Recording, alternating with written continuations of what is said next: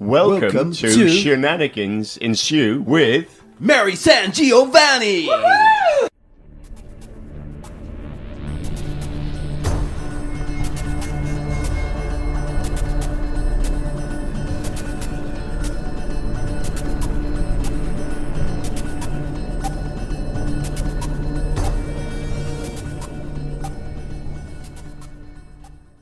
Hi, folks. Welcome to Cosmic Shenanigans. I'm Merritt SanGiovanni, up to shenanigans once again of cosmic proportions, as usual. Today will probably be a bit of a short show because I'm kind of behind on deadlines, but I am excited to be talking about Abraham Merritt's The People of the Pit. Now, this story was first published in All Story Weekly magazine on January 5th, 1918, and then it was reprinted again in Fantastic Novels in January of 1941. And folks, this is a fun one. This is a fun story. What we have here is, in my opinion, pretty classic cosmic horror in a number of different ways. First, we have nature and architecture as if transplanted from another place outside of our known space and time, or perhaps predating it. Now, I can basically summarize the plot as the narrator and several associates have traveled to this faraway land. There's some indication that they have experienced supernatural things in the past based on sort of an offhand comment that the narrator makes to one of these associates. But what we have is a giant hand-shaped mountain, and the rumor is that gold runs through the fingers of this mountain. So if you're looking for gold, this is the place to go. However, what they encounter is a survivor of some traumatic event. The man explains that he's, I believe, Stanton Sinclair. And through most of the story, they call him the Crawling Man because this is how they found him. And he's in a terrible shape. And when he explains the story of what happened to him, this is where we get something of a cosmic horror situation going on here. This Crawling Man, Sinclair, describes having done pretty much the same thing that these people are out there to do. He's looking for gold. And although everybody pretty much abandons him because this land is supposed to be cursed, he manages to find the five-fingered mountain from the other side. And as he passes through these giant stone pillars, which he describes as being like a gateway or a portal to a city, he finds these stone steps. And we're talking probably about 3 miles of stone steps that zigzag. So really he's walking more like 10 miles to get down to this giant, supremely large, and unfathomably ancient canyon. And when he gets there, he finds a giant city. It is a giant city of unusual architecture. The trees are red with weird tentacle-like branches and little spade-shaped leaves. The water is yellow. Okay, there are ancient carvings everywhere because no good cosmic horror story really has, is devoid of ancient carvings somewhere. So there's ancient carvings and figures in stone. And interestingly, he recognizes that these carvings and figures are some type of talisman or guardian of something. It looks like these giant men holding something back in the sky or holding something back in the canyon. And there are some hints regarding the monstrosities that either built these things, used them, or were worshipped by those who did. And when you read the story, I tend to think that it's more of the latter, that it's that the people who built these things were looking for a way to protect themselves against the people of the pit. Now, there's some awesome descriptions here, and I'm going to read a couple of passages just so you get a sense of what we're talking about here. Far in front of me this is one description, rose a high columned altar. So already we have an altar, and so we already have a sense of cult and occult activity. Its pillars were carved in monstrous scrolls, like mad octopuses with 1,000 drunken tentacles. They rested on the backs of shapeless monstrosities carved in crimson stone. The altar front was a gigantic slab of purple covered with carvings. So this is fairly Lovecraftian in its sense of size and shape and ancientness. And then we get even more cosmic when we go into the carvings itself, what he's describing. He says, I can't describe these carvings. No human being could. The human eye cannot grasp them any more than it can grasp the shapes that haunt the fourth dimension.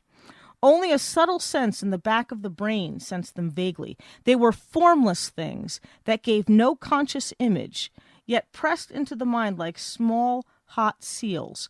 Ideas of hate, of combats between unthinkable monstrous things, victories in a nebulous hell of steaming, obscene jungles, aspirations and ideals immeasurably loathsome. Now that to me is probably my favorite paragraph of the whole story, because that I think encompasses the trope of ancient entities and alien worlds, and most importantly, the idea that that these things are representative of, that their physical forms are that which cannot be described, as Lovecraft so often did, but that the feeling that they evoke is one of hatred. It's one of indifference to whatever the little human beings are doing around them, because they're locked in this monstrous battle. And that to me is very cosmic horror in its scale and its scope.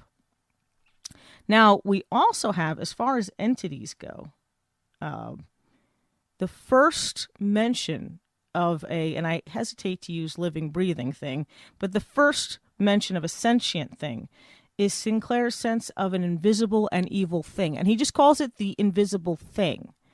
What it looks like, we're not really sure. However, some of the story as it progresses seems to indicate that it may be the central entity in this society, that it may even be something akin to a kind of god. So we have a great invisible god that basically perches above this altar and is a constant presence.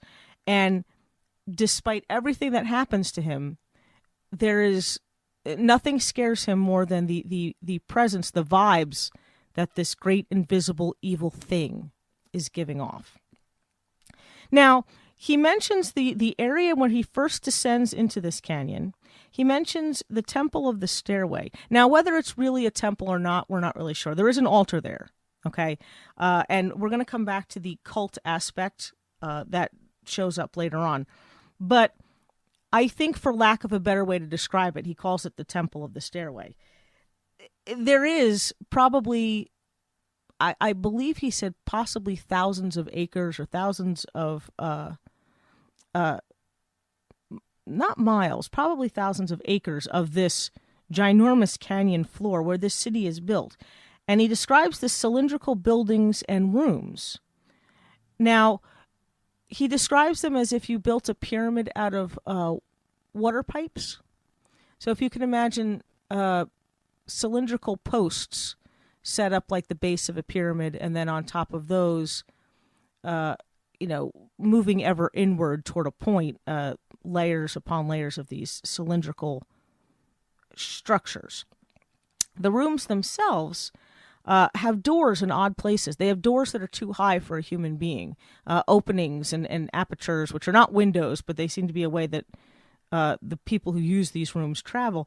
And it's very reminiscent of a lot of Lovecraft stories where consciousness, changes bodies with alien beings from different times and places, and what their great cyclopean cities look like. It's clearly something where this was not built by human beings. Now, then we get again to the people of the pit themselves. And I think this is fascinating the description here is fascinating, more for what we don't get as opposed to what we do get. His reaction is very telling. It is a cosmic horror reaction to what he's experiencing, but the description of these things is not what you'd expect. He describes them this way: yet certainly the lights were living things. These are little globes of lights that he's seeing all over the city, rising out of coming out of buildings and things. They had consciousness, volition, thought. What else? I did not know. They were nearly 2 feet across, the largest. Their center was a bright nucleus, red, blue, green.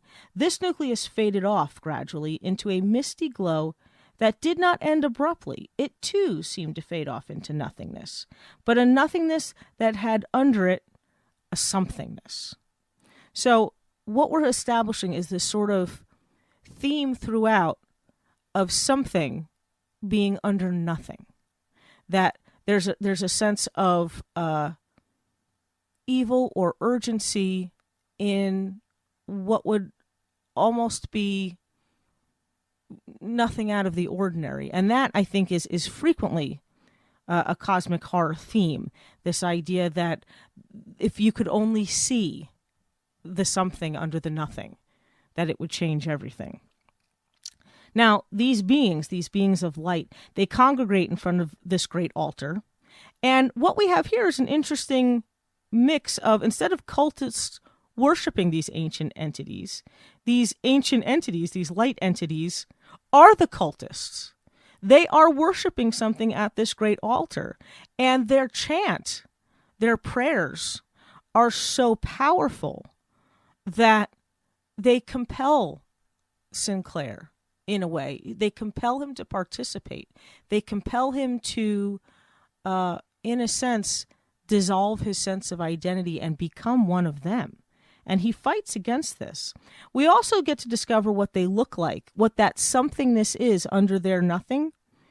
And it seems to confirm an otherworldly entity kind of status. He describes them as great, transparent, snail-like bodies, dozens of waving tentacles stretching from them, round, gaping mouths under luminous seeing globes. They were like the ghosts of inconceivably monstrous slugs. I could see through them. So, again, we have the something under the nothing is terrible for him to behold. It is monstrous. It is terrifying to him. What is that nice veneer of something pretty, like globes of light? We have an ugliness underneath. And that is a pervasive idea throughout a lot of cosmic horror, that this veneer of reality, this veneer of normalcy and safety is as tangible as a glowing light, and that the ugliness, the somethingness underneath that is much, much, much more horrible. Now, what I think this really comes down to is fear of surrender. It's fear of surrender to an outside force. A lot of Lovecraft's xenophobia really tackled that idea in different ways. There were the ideas that you might very well be descended from something monstrous, and you just gave into it. It is, again, that idea of the outsider becoming the insider, or the insider becoming an outsider. Either way, that is an interchangeable idea as much as we think of them as polar opposites.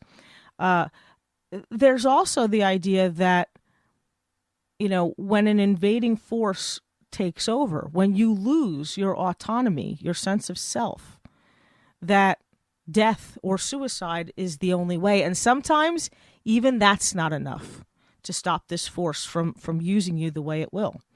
And I think that is present here in this. What we see is a very broken body, and possibly a mind that's gone a little bit crazy. But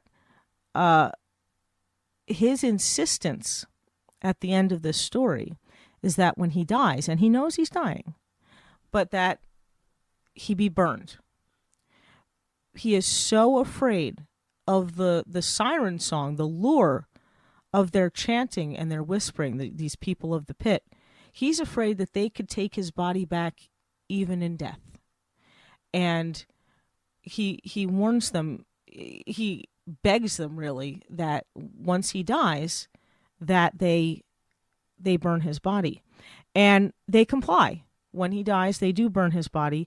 And although they believe that there's really nothing to resurrect from the ashes of this man's body, they make it a point to turn and go, that they're not going to pursue this gold that they find, the rumors have stated is in that general area, that it's just not worth it. And I think that that's an interesting little twist on cosmic horror, because usually people in cosmic horror stories, a lot of times, and this is everything from Silent Hill to Lovecraft stuff to, In the Mouth of Madness, although it could be argued that he does try to get away. But a lot of cosmic horror does seem to focus on the idea that these people are not, they're so compelled, they're so obsessed with their desire to attain a particular goal that it ultimately leads to their own destruction or their own deterioration in some way. And in this particular case, for once, the main characters do what any normal, sane person would do and say, screw that, we're going home. This just isn't worth it. So it's definitely, I think it's a fun story to read. It is pretty lovely in its writing. It's delightful in its writing. I mean, it's not as flowery as Clark Ashton Smith, but it is an interesting and beautifully constructed little cosmic horror story. Definitely worth reading. The People of the Pit. And that's it for this week. If you enjoy Cosmic Shenanigans, you might also enjoy another show I co-host, The Horror Show with Brian Keene. Both of them are available on iTunes, Spotify, Stitcher, iHeartRadio, and all other platforms for free via the Project Entertainment Network. Also, thank you to engineer Dave Thomas. Watch his channel most nights at twitch.tv/Meteor Notes. And you can set up a free subscription through Amazon Prime. It costs you absolutely nothing, and it helps support Dave so he can continue engineering Cosmic Shenanigans. Thank you for listening, and I will see you next week. Bye. What kind of stars can you hear each week on the Curtain Jerkers Wrestling Podcast? Booker Max Burton proceeds over our panel of wrestling analysts. Ring announcer Walter Ball. South Florida Indie correspondent Steve Mesa. Northeast Indie correspondent the Viking Brian Burton. Classic Feuds Dissected. Fridays at 6:05 on Superstation PEN.